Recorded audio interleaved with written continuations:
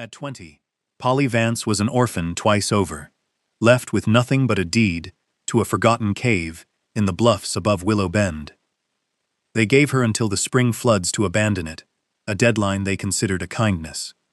But her grandfather had left her something else, something that couldn't be written on a deed or measured in acres. He had left her the knowledge of the river. Stay close, and let us know in the comments where you're watching from. From the county road that ran along the valley floor, the Vance property was little more than a rumor of rock and scrub oak clinging to the face of the limestone bluffs. It was late February of 1888, a year that had begun with a damp, persistent chill that promised a difficult spring for the river town of Willow Bend.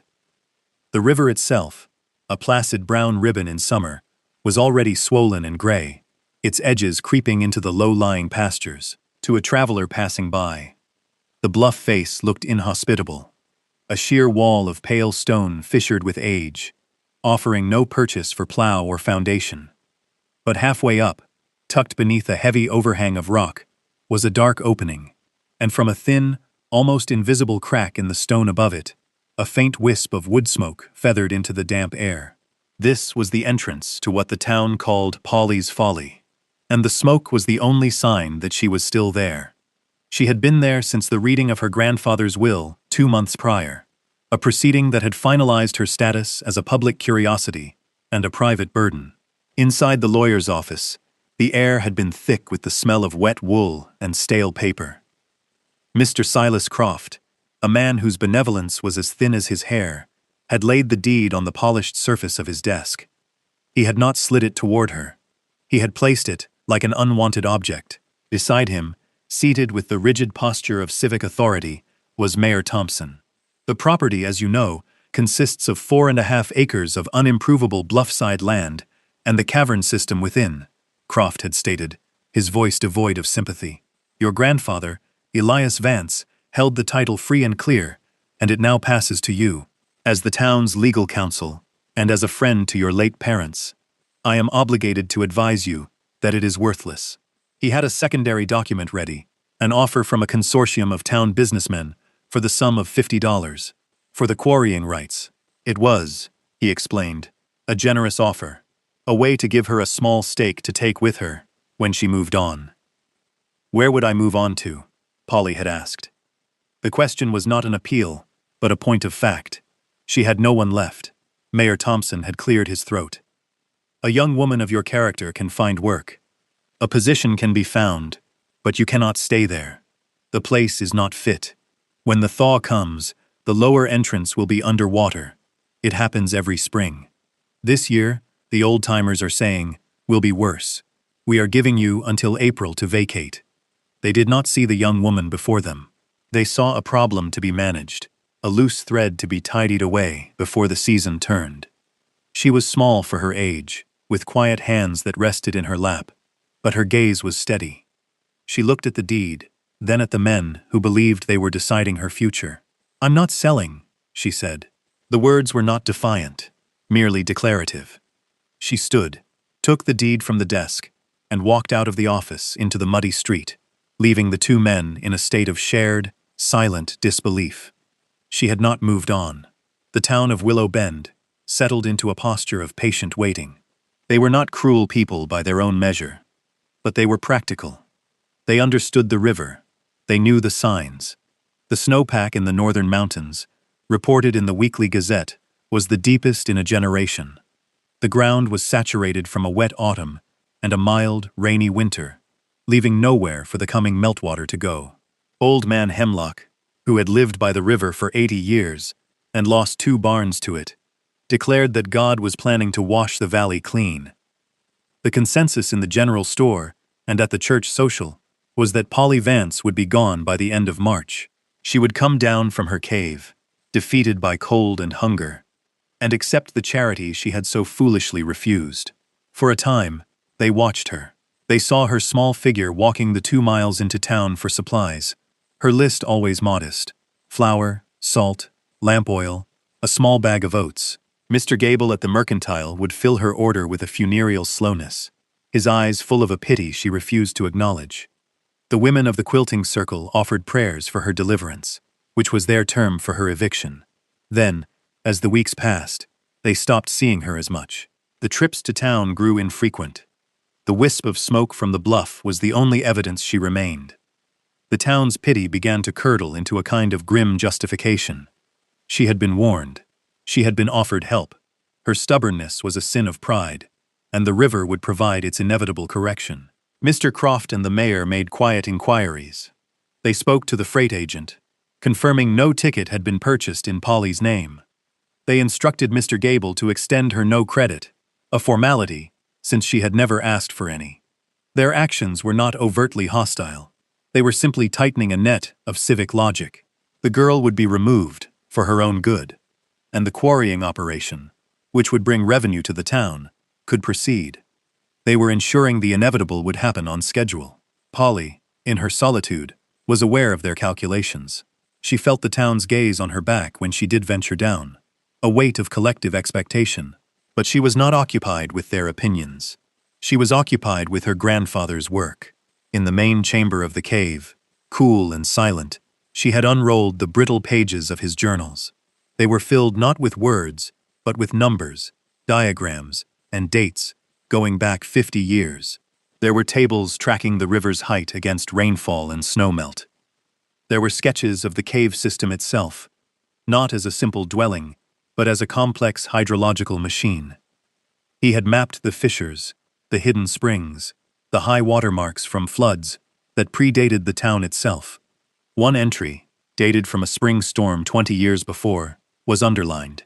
April 12, 1868. River crest 19.4 feet. Lower entrance submerged. Chamber 2, dry. Spring flow steady. System holds. Below it, in a hand made shaky by age, he had written a final note. She must learn to read the stone, not just the water. Polly was learning. She was not waiting for the flood. She was calculating its arrival. The knowledge had not come from a book or a schoolhouse. It had been given to her on a summer afternoon, when she was 10 years old, her hand held firmly in her grandfather's. Elias Vance was a man the town had never quite understood. He was not a farmer, though he kept a few goats and a terraced garden on a sunlit ledge of the bluff. He was a stonemason by trade, but his real work was the study of the earth itself. He saw the world in layers, pressures, and slow, immense movements. He smelled rain on limestone, and knew how long it would take to reach the aquifer. The townspeople saw an eccentric old man who had chosen to live in a hole in the ground. Polly saw a man who lived in quiet conversation with the world. That day, he had led her deep into the cave, far beyond the main chamber where they lived. He carried a single lantern, its light dancing across the damp, glittering walls. He stopped in a cavernous gallery and held the light high. "Look," he said, his voice a low rumble that the cave seemed to understand. He pointed to a series of faint, dark lines on the stone wall, running horizontally at different heights. "These are the river's memories, Polly. Each one is a flood. This one here." He touched a line just above his head. "This was the year I was born, 1811. The river came all the way up here. It filled this whole chamber, but it never touched the place we sleep." He led her up a winding passage carved from the rock, the air growing cooler and cleaner. They emerged into a smaller, higher chamber. In one corner, a trickle of pure, cold water emerged from a fissure in the rock, spilling into a stone cistern he had carved. "This is the heart of it," he told her. "This isn't river water. This is the bluff, weeping. The rain falls on top of the ridge, 100 feet above us. It filters down through 1,000 cracks in the limestone, slow and clean. The river can be a muddy torrent, but this spring will always run clear." He explained the principle that would one day save her life. The bluff was not a solid barrier fighting the river. It was a sponge. Its immense, porous body absorbed the pressure of the rising water, diffusing its force. The lower caverns were designed to flood, to welcome the river in, and give its energy a place to go. The living chambers were high above that point of surrender, protected not by their strength, but by their intelligent placement. He had not built a fortress against the water. He had built a partnership with it. People in town, they build their foundations strong and their walls high, he said, his hand resting on the cool stone of the cistern. They think they can tell the river where to go. But the river was here long before them, and it will be here long after. You don't fight it. You understand it. You give it what it wants, down below, so you can keep what you need, up here. He had tapped his forehead. They can take your land. They can take your house. They can't take what you know. She had stored the memory away, a child's lesson in the strange ways of a beloved grandfather. She had not understood then that he was giving her the one inheritance that could never be seized by lawyers or washed away by a flood. Her work began on the first day of March. It was methodical, a physical translation of her grandfather's journals. The town saw a foolish girl clinging to a rock. The rock saw the quiet, determined labor of its rightful heir. Her first task was to clear the lower chambers, the ones designed to flood. Over the years, debris had collected, fallen rock, old timbers, the accumulated detritus of seasons. She worked with a wheelbarrow and a shovel, her hands, soft from a year of mourning, quickly blistering and then hardening. She hauled a winter's worth of rubble out onto the ledge, not fighting the coming water, but clearing a path for it, just as the journals instructed. Next, she turned her attention to the living system. She climbed the passage to the high spring and scoured the stone cistern until it shone, ensuring the purity of her water source.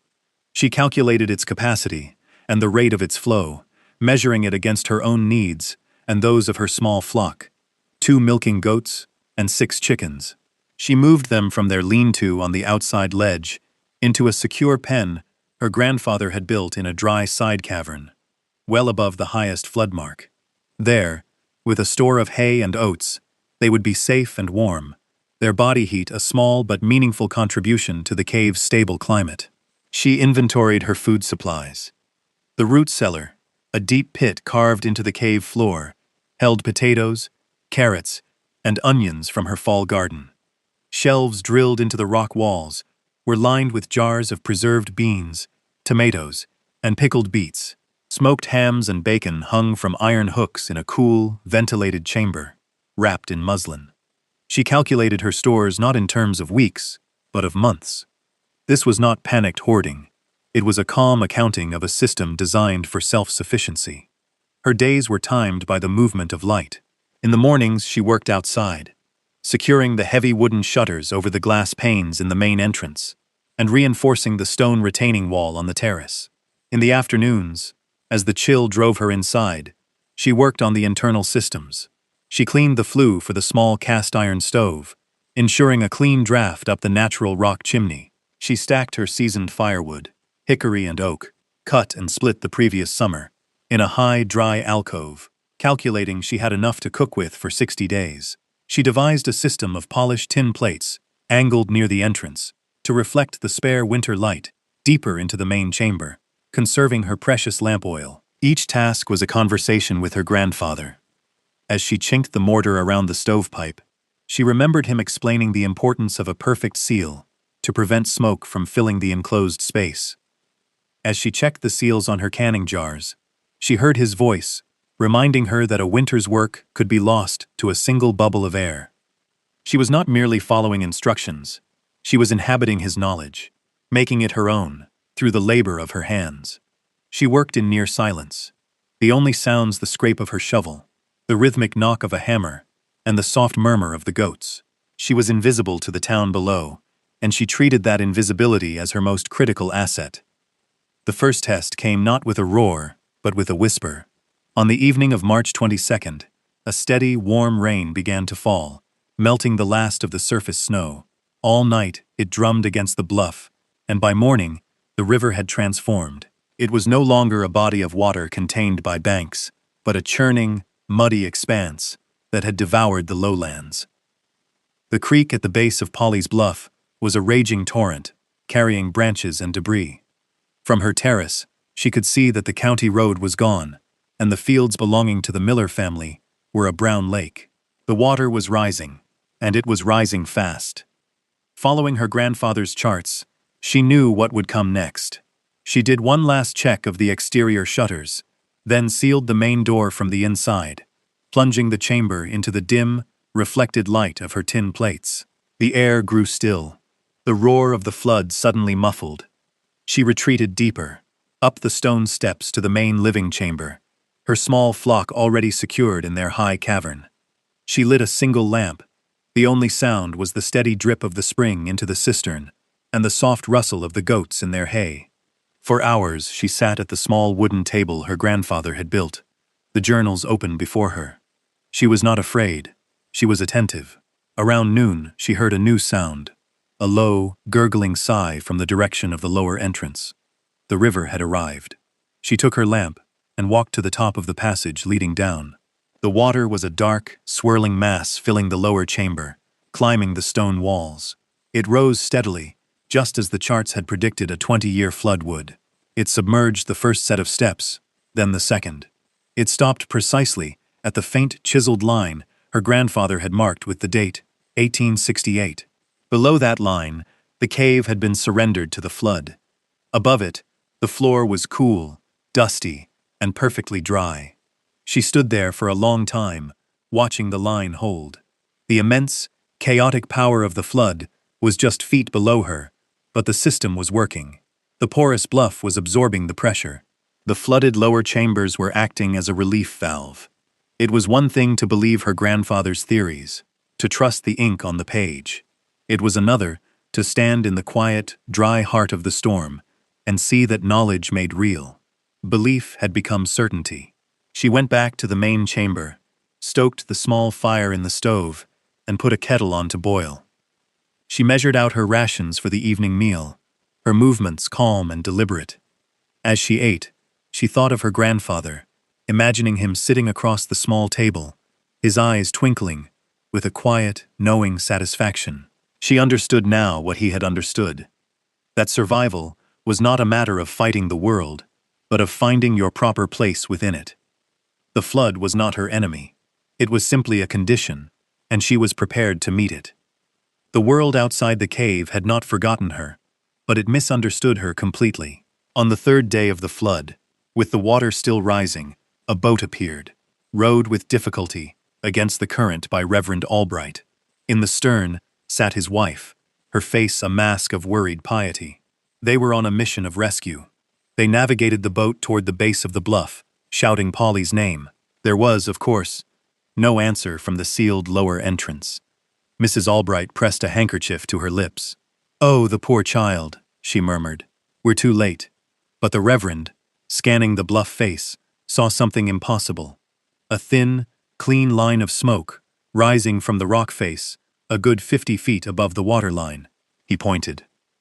"Look." They rowed closer and saw it. A secondary entrance, a sort of high balcony in the rock, from which a sturdy wooden ladder led down to a ledge just above the floodwaters. And on that balcony stood Polly Vance, watching them approach. She was not ragged or desperate. She wore a clean apron over her dress, and her hair was tied back neatly. The Albrights stared, speechless. Polly lowered a bucket on a rope. "If you've come to visit, you'll have to tie up down there," she said, her voice calm and clear over the sound of the water. "The front door is a bit wet." They secured the boat and climbed the ladder, their minds struggling to process the scene. They had expected a terrified girl in a damp, miserable hole. They found a dry, warm, well-lit home. The air smelled of wood smoke and baking bread. The goats bleated from their clean pen. Jars of food lined the walls like soldiers on parade. Mrs. Albright saw the neat cot, the tidy table, the quiet competence of it all. She could not reconcile it with her idea of charity. We came to take you to the shelter at the church," she stammered. "We were so worried." "I'm managing fine," Polly replied, offering them a cup of hot tea brewed with water from her spring. "But I thank you for your concern." They left an hour later, more confused than when they had arrived. Their report to the town was a jumble of contradictions. The girl was fine. Her cave was a fortress. She had goats and food, and seemed to be in no danger at all. The town did not know what to make of it. Their pity had been rejected. Their narrative overturned. 2 days later, a second boat arrived. This one carried Mr. Croft and the town sheriff. They had come not to rescue, but to officiate a tragedy. They expected to find the cave battered, Polly ready to surrender her deed in exchange for a ride to safety. They found the same scene of impossible order. Croft's face tightened as he took in the evidence of her survival. This was not how the story was supposed to go. "The river's not done yet," he said, his voice cold. He gestured at the churning brown water. "The crest is still 2 days away. It'll come up another 10 feet. It was not a warning. It was a threat. He was counting on the river to do the work he could not. The sheriff looked uneasy, his eyes darting from Polly's calm face to the deep stores of firewood. He saw preparation, where Croft saw only defiance. Polly simply looked back at the lawyer, her expression unreadable. She did not argue or plead. She did not need to. Her silence was more powerful than any words. "We'll be back for what's left," Croft said, turning back to the boat. They rowed away, leaving Polly standing on the high ledge. She watched them go. 2 small figures in a boat, dwarfed by the immense power of the water they thought was on their side. She then turned, climbed back into her sanctuary, and checked the high water mark her grandfather had chiseled into the wall, the one labeled 1111. The river still had a long way to go before it could trouble her. The crest arrived on the night of March 28th, under a bruised sky and a relentless, driving rain. The 100-year flood, long a legend in Willow Bend, became a terrible reality. The river, which had already consumed the valley floor, swelled with a final, furious surge. In the town, chaos gave way to despair. Mr. Gable, the storekeeper, stood at the second-story window of his house and watched the entire front wall of his mercantile collapse into the current, taking his life's inventory with it. He had moved everything he could upstairs, but he had built on a foundation of misplaced faith in a 50-year floodline. The Miller family, whose farm was the first to disappear, had taken refuge with relatives in what they thought was the safest house in town, a brick structure on a small rise. But the flood did not respect their calculations. The water undermined the foundation, and they were forced to scramble onto the roof in the middle of the night, clinging to the chimney stack with their terrified children, the house groaning beneath them. The church, which Reverend Albright had declared a sanctuary, proved fallible. Water seeped through the floorboards, rising ankle-deep, then knee-deep, in the main hall where dozens of families had gathered. The old stone foundation, which had stood for a century, began to weep, and a long, jagged crack appeared in the north wall. Panic, cold and sharp, began to spread faster than the water. Meanwhile, in the bluff, Polly's world was an island of profound calm. The roar of the flood was a distant, muffled thunder. A bass note felt deep in the stone. She moved through her evening chores with practiced economy. She milked the goats, their warm bodies a comfort in the cool air.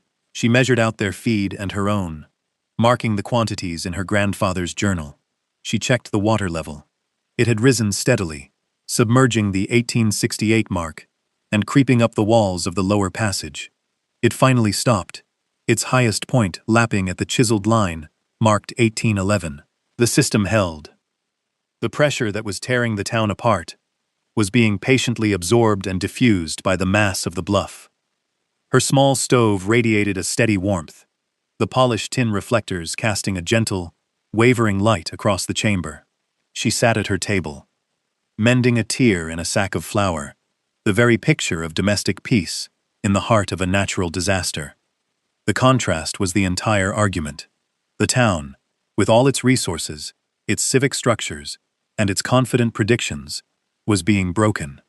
Its foundations were built on arrogance, on the belief that the river could be contained and predicted by ordinary measures. Polly, alone and dismissed, survived, not in spite of her isolation, but because of it. She had relied on a deeper knowledge, a wisdom that ceded power to the river in order to preserve life. She was not fighting the flood. She was anchored in a place that understood it. The first cry for help was faint, nearly lost in the storm's fury. Polly, checking the shutters at the high entrance, heard it again, a desperate shout from the water. Peering through the rain-swept darkness with her lantern, she saw them, a makeshift raft, little more than a section of a wooden roof, with several figures clinging to it. It was the Miller family, their home having finally broken apart beneath them. The current was pushing them inexorably toward the bluffs. Their eldest boy, Tom, had seen the faint, steady glow of her lantern from the high opening. Polly acted without hesitation. She threw down a heavy rope, shouting instructions that were torn away by the wind, but understood through the clarity of her gestures. Tom Miller, his hands raw and bleeding, managed to snag the rope and secure it. Slowly, painstakingly, Polly and the half-drowned family managed to winch the raft against the rock face, and one by one, she helped them up the ladder to the safety of her ledge. They collapsed in the entrance of the cave, soaked, shivering, and in shock. Mrs. Miller was weeping, clutching her 2 young daughters.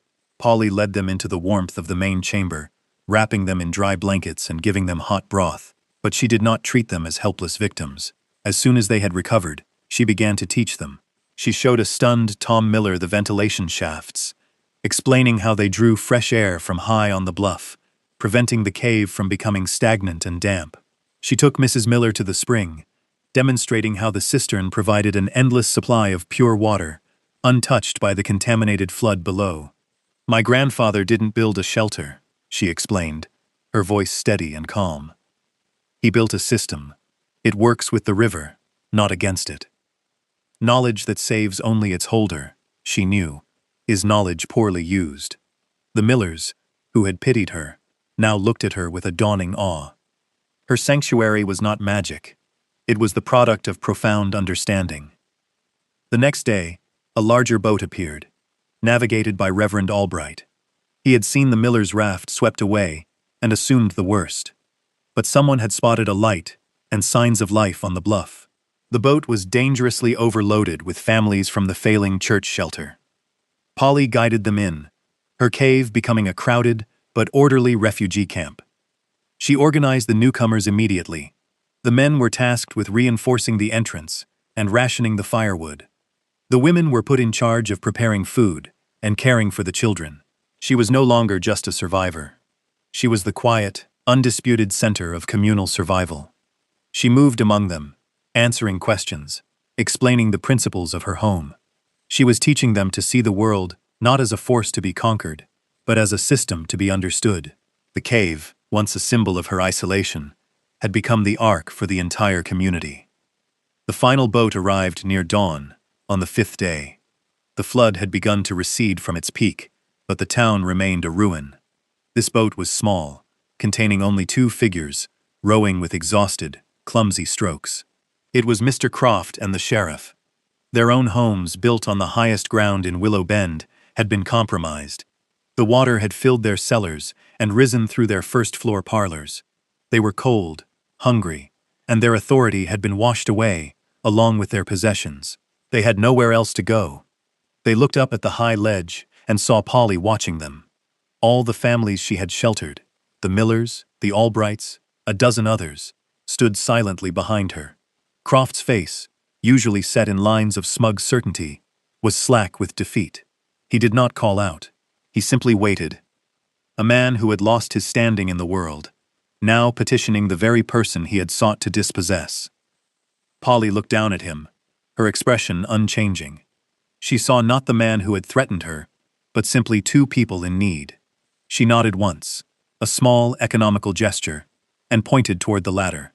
Tom Miller, without being asked, lowered the rope to help them secure their boat. Mr. Croft and the sheriff climbed onto the ledge, dripping and humbled. They entered the warm, crowded cave, the scent of wood smoke and humanity, a stark contrast to the cold, wet destruction outside. Polly handed each of them a tin cup of stew and a piece of bread, the same ration everyone else received. She did not speak to them. She did not offer words of forgiveness or accusation. The verdict was in the act itself, the impartial application of care, the equality of treatment in the face of shared disaster. Her competence was the only judgment required. Croft took the cup, his hand trembling slightly. He could not meet her eyes.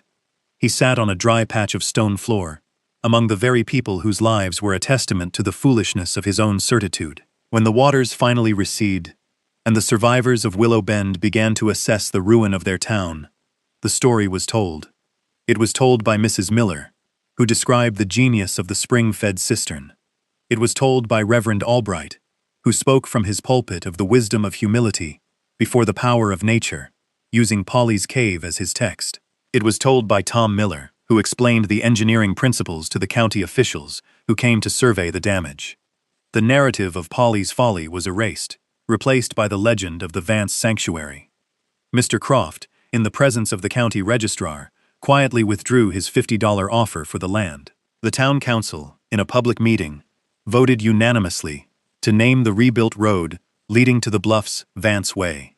Polly's ownership of the land, once a precarious legal fact, was now carved into the bedrock of the community's memory, secured not by a deed, but by the sworn testimony of those she had saved. Polly Vance lived in the cave for the rest of her life. She never saw the need for a house of wood and nails when she had a home of solid stone, one that breathed with the seasons and kept its own counsel. The years passed. The flood of '88 became the measure against which all other events were judged. Polly, in her quiet way, became the town's anchor, a source of living wisdom. She improved her grandfather's systems, adding a small water wheel to the outflow of the high spring, its patient turning, powering a butter churn and a grinding stone. She never married, declining several respectable offers with a gentle firmness. Her life was already full. She had her work, her small flock, and the deep, abiding peace of the Bluffs. The knowledge her grandfather had given her, she gave freely to anyone who asked.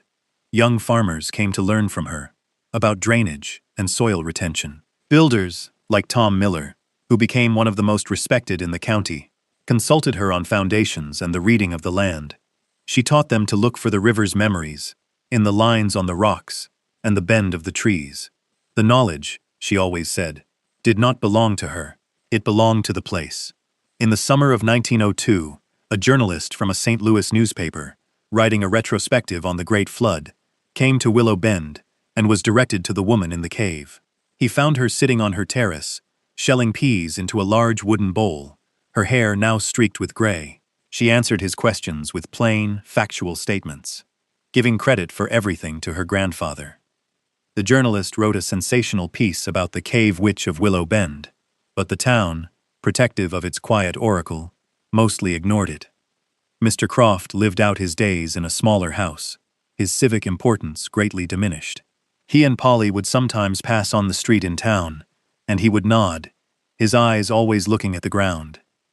Mrs. Albright became Polly's closest companion, and they spent many long afternoons together, in the cool, peaceful silence of the main chamber, their knitting needles clicking in a comfortable rhythm. On a mild spring morning in 1943, Polly Vance died in her sleep. She was 75 years old.